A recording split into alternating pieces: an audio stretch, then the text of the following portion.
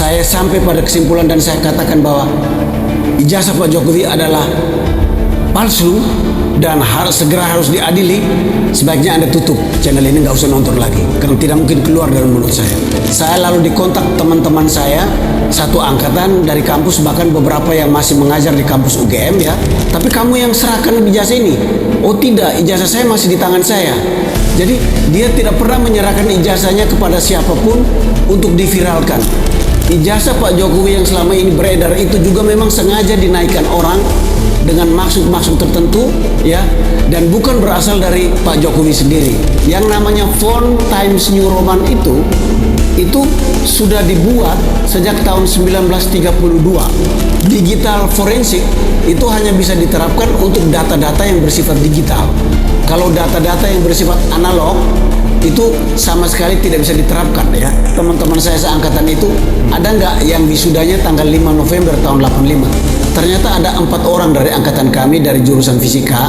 Ini datang dari bisikan dari orang-orang sekitar Pak Jokowi. Pak Jokowi salah memilih orang-orang ya. Jangan membebek pada hukum positif ya. Pertama saya mesti tegaskan dulu ya. Saya memenuhi motivasi saya adalah meluruskan cara berpikir orang ya. Tidak terseret pada cara berpikir yang cuma berpijak pada kebencian ya, maupun cara berpikir yang berpijak pada kesetiaan buta ya. Jadi saya mau katakan dulu di awal, kalau Anda mengharapkan ya, yang menonton ini mengharapkan saya sampai pada kesimpulan dan saya katakan bahwa ijazah Pak Jokowi adalah palsu dan segera harus diadili, sebaiknya Anda tutup channel ini, nggak usah nonton lagi karena tidak mungkin keluar dari mulut saya.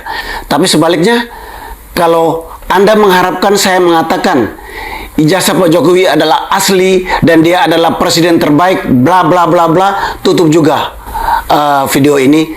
Itu tidak akan keluar dari mulut saya. Saya hanya akan memaparkan, mengajak kita cara berpikir yang benar. Dan kenapa perlu ada part 3? Karena sejak part 2 dinaikkan, saya lalu dikontak teman-teman saya satu angkatan dari kampus, bahkan beberapa yang masih mengajar di kampus UGM ya, dan kami saling sharing banyak hal, dan itu makin dipicu oleh munculnya ijazah sahabat saya yang juga viral seperti yang ada di layar ini ya. Ini diviral dibandingkan dengan ijazah Pak Jokowi, lalu dipertanyakan, loh kenapa tanggalnya beda, tanggal ijazahnya beda ya. Nah, saya kaget karena nama pemilik ijazah itu adalah sahabat saya, teman seangkatan saya, dan termasuk teman dekat saya selama di kampus. Jadi saya langsung kontak dia. Pertama saya tanya, ini benar ijazahmu yang beredar? Ya, dijawab oleh beliau, kelihatannya benar itu ijazah saya, Ir. Tapi kamu yang serahkan ijazah ini? Oh tidak, ijazah saya masih di tangan saya. Jadi dia tidak pernah menyerahkan ijazahnya kepada siapapun untuk diviralkan. Apa artinya itu? Artinya ada orang yang menaikkan ijazahnya, melakukan rekayasa, menaikkan ijazahnya dengan maksud-maksud tertentu. Dan ini bisa menjadi indikasi bahwa sangat mungkin ijazah Pak Jokowi yang selama ini beredar itu juga memang sengaja dinaikkan orang dengan maksud-maksud tertentu ya, dan bukan berasal dari Pak Jokowi sendiri ya. Sehingga saya pernah katakan ya, seluruh analisis yang dipakai, yang dilakukan terhadap ijazah Pak Jokowi yang viral itu sebenarnya tidak bisa dijadikan referensi apapun ya, selama tidak dibuktikan bahwa itu berasal dari Pak Jokowi sendiri ya. Oke. Nah, di part 2 saya juga sudah usulkan supaya Pak Jokowi mempidanakan para pemfitnah ini ya. Buat saya itu pemfitnah ya, buat Rocky Gerung bukan ya, mempidanakan. Nah, saya lihat ini sudah dilakukan. Mungkin bukan karena seruan saya ya, mungkin seruan dari orang-orang penasihat di sekitar dia, bisa saja. Tapi paling tidak itu sejalan dengan seruan saya. Nah, saya sangat mengharapkan proses ini berjalan dengan benar dan baik ya. Proses pengadilan bila perlu dibuka ke publik ya. Dan ini saatnya Pak Jokowi atau orang-orangnya ya menunjukkan ijazah aslinya. Saya harapkan pengadilan memerintahkan itu. Ijazah asli Pak Jokowi harus ditunjukkan di pengadilan itu. Dan kalau belum cukup, UGM pun sebaiknya dipanggil di pengadilan untuk menunjukkan bukti-bukti pendukung Pak Jokowi sebagai alumnus itu ya. Saya pribadi setelah mendapat banyak info sharing dengan teman-teman saya seangkatan yang kemudian saling kontak lagi setelah video saya viral, itu meyakini Pak Jokowi adalah alumnus Fakultas Kehutanan Universitas Gadjah Mada. Saya meyakini itu ya, bukan karena saya mau membela dia, bukan. Tetapi pertama, saya sebagai alumnus, saya percaya pada marwah kampus saya. Saya percaya bahwa jika ada dekan dan teman-teman di kampus mengatakan dia ada lulus dari situ, itu benar berdasarkan fakta. Saya percaya Pak bahwa ketika Ibu Rektor mengatakan itu pun berdasarkan fakta. Tetapi supaya itu dibuka, saya minta pengadilan juga memanggil UGM untuk hadir dalam proses pengadilan pengaduan orang-orang yang dianggap memfitnah ini supaya terbuka semuanya. Itu saja saya kira yang ingin saya katakan. Ya, ada beberapa hal ya. Saya ingin juga meluruskan kesalahan yang saya buat di part 1 ya. Jadi kalau saya benar-benar ingin meluruskan cara berpikir, jadi kalau data atau info yang saya sampaikan sebelumnya salah, saat ini saya ingin perbaiki ya. Nah, waktu di part 1 saya menunjukkan ijazah saya dan menunjukkan bahwa yang menandatangan di situ adalah Profesor Kusnadi ya. Beliau adalah guru besar hukum lingkungan, dan waktu itu saya mengatakan mestinya di tahun-tahun 80-an itu yang lulus di tahun-tahun itu rektornya masih sama ya. Dari ijazah dari sahabat saya yang juga diviralkan itu terlihat bahwa yang tanda tangan di situ adalah rektornya Bapak Profesor Teguh Yaakob. Saya mau meluruskan, tahun 85 itu rektornya memang masih Profesor Dr. Teguh Yaakob, Profesor guru besar antropologi fisik ya. Jadi kalau ijazah Jokowi nanti yang asli yang ditujukan tanda tangannya adalah profesor yang lain, ya itu pasti palsu. Tapi kalau Teguh Yaakob yang tanda tangan di situ, itu minimal indikator pertama asli. Yang kedua yang juga diserang adalah bahwa di beberapa ijazah tidak ada meterai, meterai dan di ijazah Pak Jokowi ada meterai. Nah, saya mau katakan di sini, ijazah-ijazah yang teman-teman yang lulus dan diwisuda di tahun 85 semuanya punya meterai. Kayaknya selama masa Pak Teguh Yaakob semuanya masih pakai meterai ya. Di masa saya, masa Pak Kusnadi tahun 86 sudah nggak ada meterai lagi ya. Itu. Nah juga ada beberapa hal ya. Yang menunjukkan, jadi selain bahwa fakta bahwa ijazah sahabat saya itu juga ternyata direkayasa untuk ditampilkan, sehingga sangat mungkin ijazah Pak Jokowi yang beredar juga adalah ijazah yang hasil rekayasa ya.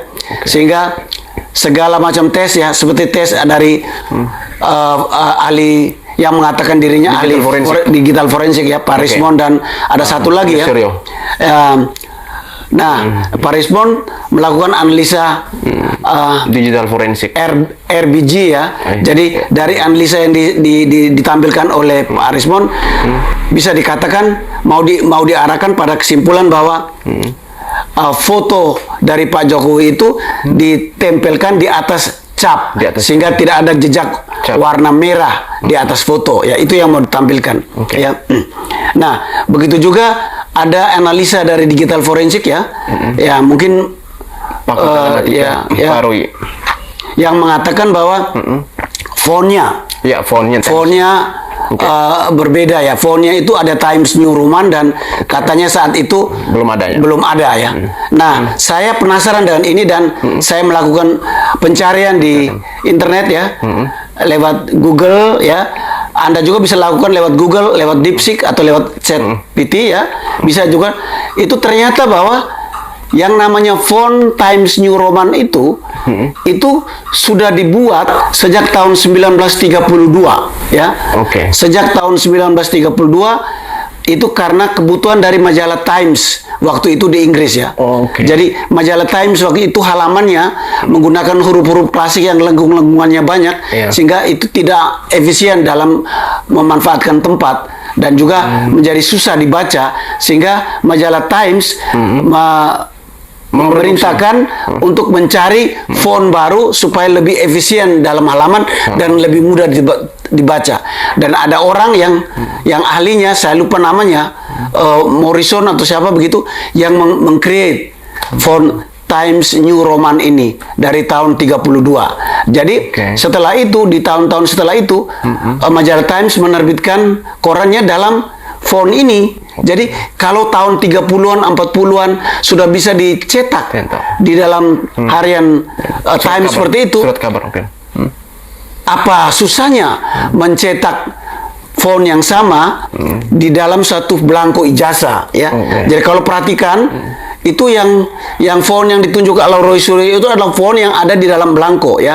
Di nama dan nomor itu tulisan tangan semua, baik ijazah tahun 86 punya saya dan punya teman-teman yang lain, ya, maupun ijazah tahun 85. Jadi keliru kalau mengatakan itu aneh karena ada font Times New Roman, ya. Benar bahwa Windows itu menggunakan Times New Roman dalam fontsnya itu di tahun 90-an, ya. Resmi menjadi font font yang diinstalasi ke dalam komputer. Di dalam komputer itu Windows, dan menjadi font default itu di tahun 92. Itu benar, ya. Tetapi font Times New Roman sendiri itu sudah ada sejak tahun 32 dan sudah digunakan di dalam percetakan. Jadi argumen ini juga sangat bisa didebat, ya. Nah, sebenarnya kalau mau bandingkan font, jangan bandingkan font antara ijazah dari fakultas yang berbeda, ya. Sebab bisa saja itu pencetakan belangko itu berbeda-beda tiap fakultas, bisa saja.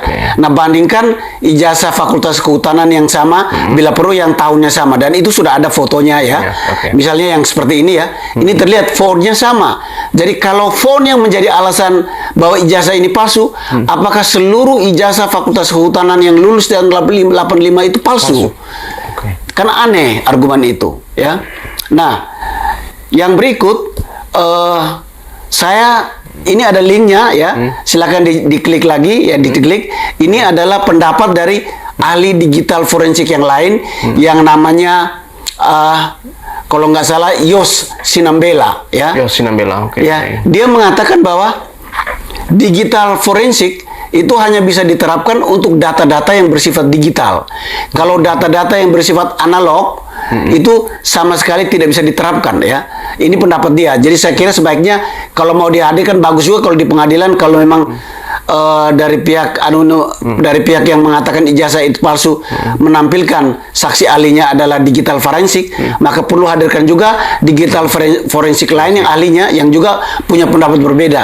Misalnya Pak Yos Sinambela ini, ya, juga dia mengatakan bahwa digital forensik hanya bisa diterapkan untuk data-data yang bersifat digital, ya, bukan data-data yang bersifat analog atau fisik. Tentu saja bisa dilakukan analisa forensik, tetapi bukan digital forensik, ya. Jadi misalnya dokumen yang bersifat dengan sifat kertas seperti kertas, tinta segala macam, itu ada lab khusus forensik yang bisa menganalisa itu. Dia dalam laboratoriumnya, ya, khusus. Tapi tidak dengan digital forensik. Itu bukan pendapat saya, ya. Saya bukan ahli digital forensik, saya mesti katakan lagi menggunakan AI, ya. Nah, jadi silakan aja nanti dicek ke ahli digital forensik yang lain. Ya, ada kaitannya tapi tidak langsung, ya. Ini soal digital forensik ini tentu saja soal menganalisa hal-hal yang berkait dengan tuduhan pidana, ya. Jadi itu, ya. Jadi ada banyak sekali alasan-alasan yang menunjukkan bahwa kalaupun dokumen yang sekarang beredar itu tidak asli, ada beberapa fakta di situ yang sebenarnya bisa dipertanggungjawabkan, ya, soal adanya materai, ya.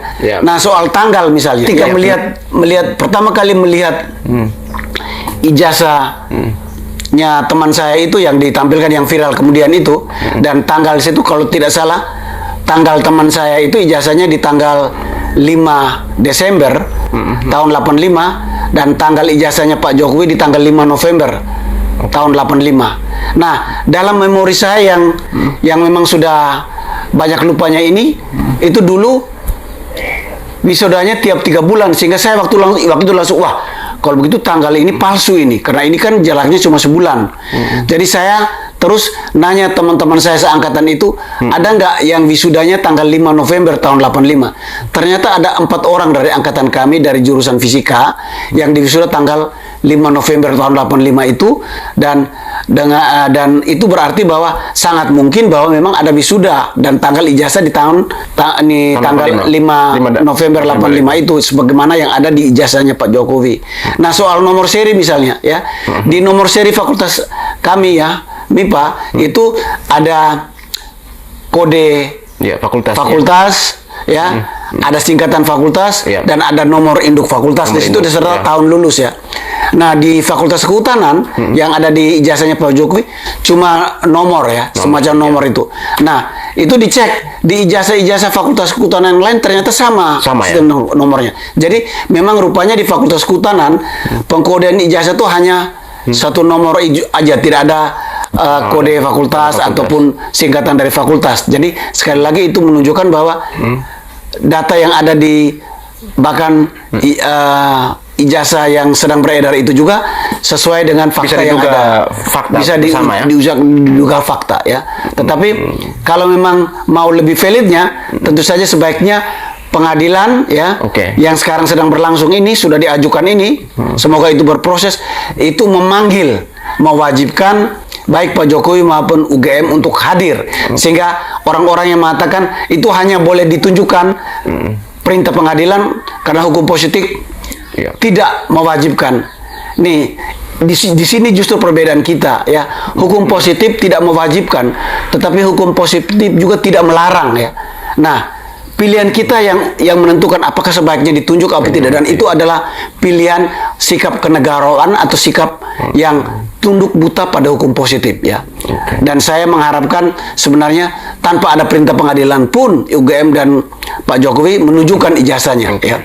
Itu sikap negarawan. Buat saya terhadap teman-teman saya seangkatan itu, saya tidak mengkonfirmasi itu karena pasti bukan mereka tidak mempunyai akses langsung situ ya. Tapi saya harapkan kalau memang itu dibutuhkan, dihadirkan di pengadilan. Jadi data seperti surat keterangan perpustakaan mestinya ada di perpustakaan sendiri ya. Data pembayaran SPP mestinya ada di fakultas.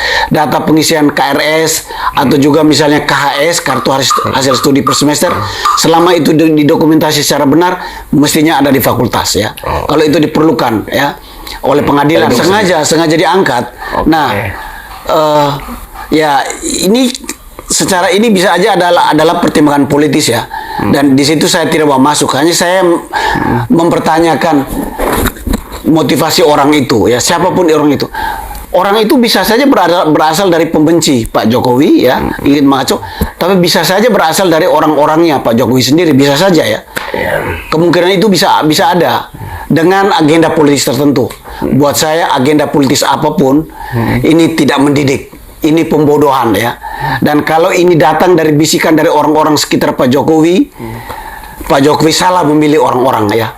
Salah memilih orang-orang yang menjadi pembisik Pak Jokowi. Saya mesti katakan itu. Kalau ini, karena ini bukan sikap negarawan murni ya, yang mestinya bahagia, senang melihat bangsa ini teduh. Dan ini membuat kita seluruh. Nah, ini seruan saya terakhir ya. Baik. Saya ingin mengajak publik semua. Kita hentikan sudah komen mengenai ini ya. Kita ikuti saja proses pengadilan yang akan berlangsung. Kita tuntut supaya pengadilan transparan, meminta menghadirkan saksi-saksi, seperti menghadirkan ijazah, bukti-bukti ijazah asli di pengadilan ya. Sebaiknya energi kita arahkan kepada hal-hal yang lebih penting buat negara ini ya. Banyak sekali agendanya ya.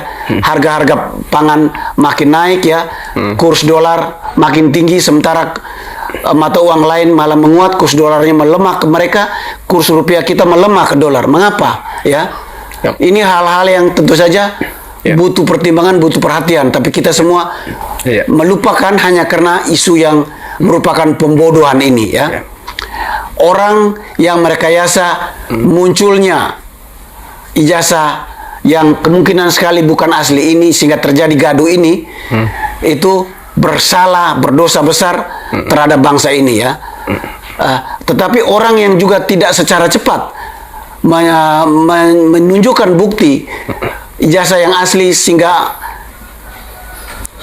kegaduhan ini bisa segera berakhir juga berdosa pada bangsa ini. Ya. Saya ingin ingatkan ya, ketika Obama mencalonkan diri sebagai presiden di Amerika, ya, dan waktu itu kita di Indonesia ini bangga karena dia pernah bersekolah di SD di Menteng, ya. Iya. Di Amerika sendiri beredar Akta kelahirannya. rumor bahwa dia dilahirkan tidak di wilayah Amerika, Oke, ya, oke. dan itu akan melanggar konstitusi Amerika, tidak bisa dicalonkan. Itu beredar heboh sekali. Obama dengan cepat merilis bukti asli dari akta kelahirannya ketika dia dilahirkan di Hawaii, dan selalu langsung stop. Ini sikap kenegarawan, ya. Dia belum jadi presiden tapi dia sudah punya sikap sebagai seorang negarawan. Ya, saya harapkan yang terjadi di negara ini pun seperti itu, ya. Oke. Jangan membebek pada hukum positif, ya. Karena sekali lagi ya, kepentingan masyarakat secara umum itu lebih tinggi dari hukum positif. Common sense, secara Common berpikir sense. yang rasional itu yang perlu, ya. Ya. Apapun sekolah Anda, dimanapun Anda sekolah, ya, itu sangat tergantung bagaimana Anda membentuk pola pikir Anda, ya. Baik. Tidak buta saja, ya. Pokoknya saya dukung ini, Ya. apapun saya bela, ya. Atau saya benci ini, apapun saya serang, ya. Tidak begitu. Ya. Itu yang ingin saya ngajak, ya. Dan saya bukan mau cari jadi orang terkenal, ya. Minta maaf ya, bahwa ini viral itu juga di luar dugaan saya, ya. Tapi kalau Anda search tahun-tahun yang lalu, saya juga beberapa kali menjadi viral di media, ya, untuk hal-hal yang lain. Tapi itu adalah hal yang lain, ya.